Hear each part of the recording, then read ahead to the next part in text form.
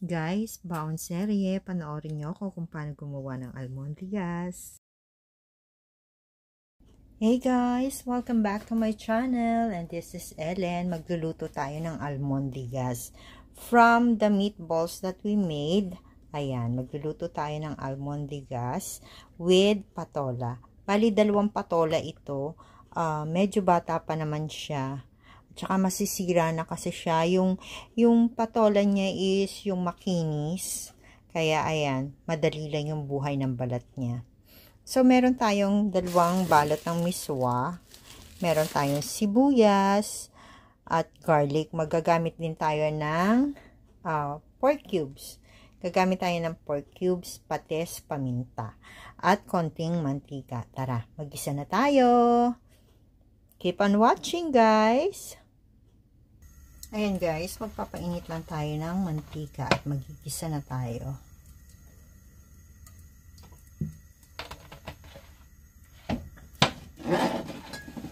Igisa na natin yung ating bawang at sibuyas.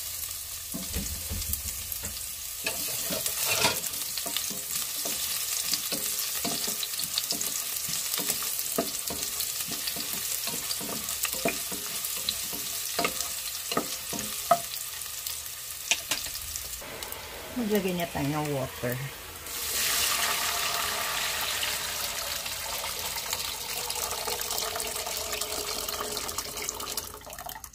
Ayan. Nag-add lang ako ng konti pang water. Ilagay na natin yung ating pork cubes. Then, pakuluin lang natin siya.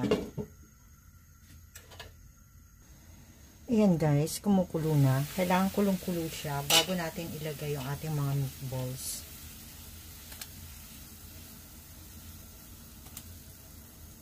Pag lumutang na ang ating meatballs, ibig sabihin luto na siya.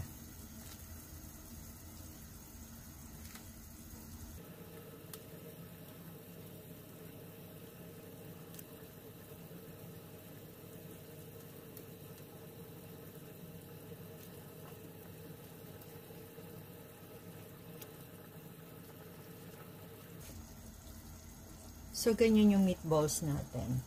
Pag medyo nalalakihan kayo, pwede nyong bawasan. Depende kung sa size na gusto nyo.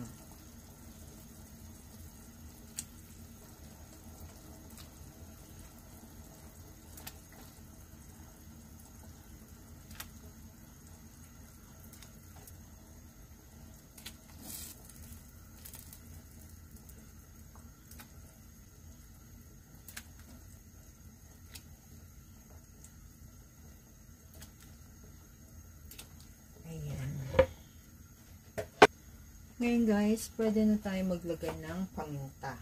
Nawawala ang paminta ko. Ayun. Ayan. Pwede na tayo maglagay ng paminta.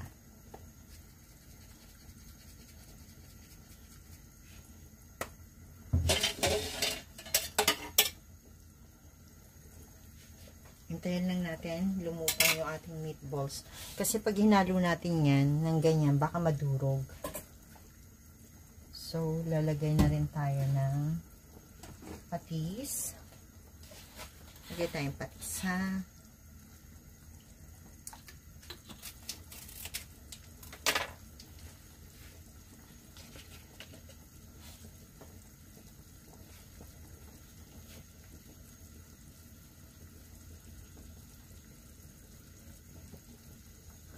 Ayan guys, nag-start na lumutang. So, meron ako nakita ng 2 lumutang.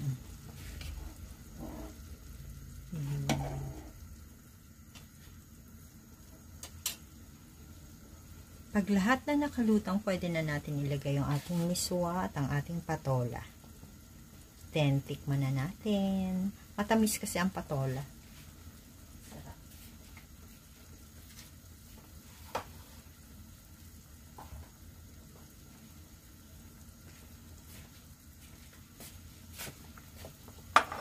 So, ayan guys, lutang na. Ayun, ang bango. Guys, ang bango. So, tikman na natin.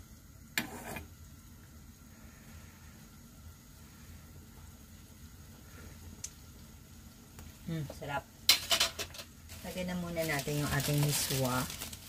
Konti lang yung miswa para hindi siya ma-overpower. Kasi sumisip-sip yan ng tubig. Baka mamaya, pag dinamihan natin at pagkakain na tayo, puto na siya. Ayan. Paborito to ng nanay ko gawin. Lagyan na natin yung ating patola. Masarap yung patola natin. Batang-bata pa. Halos walang buto. Ayan.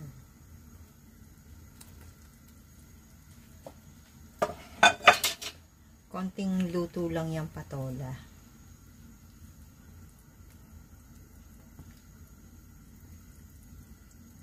Then, pan lang natin. Wait natin mag-boil.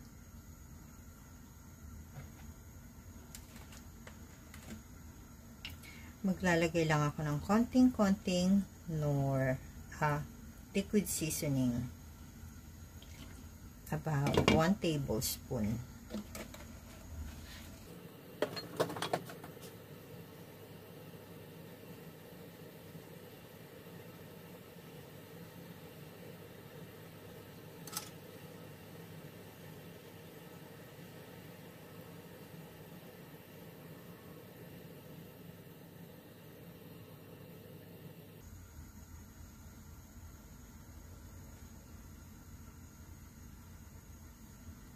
Open lang natin, baka umapaw. Ayan.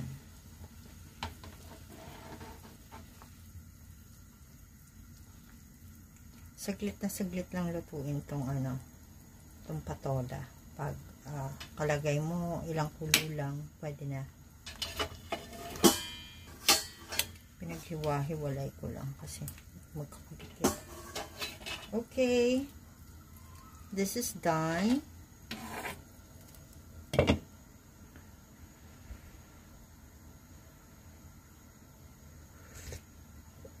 Ang sarap talaga ng patola.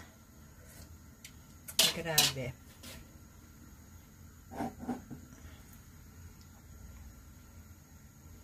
Ayan. Patayin na natin.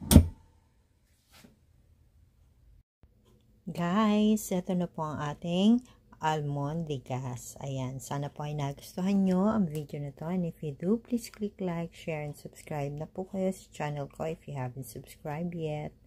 So, this is Ellen saying bye-bye. See you again next time. God bless everyone. Thank you for watching. Kain na tayo.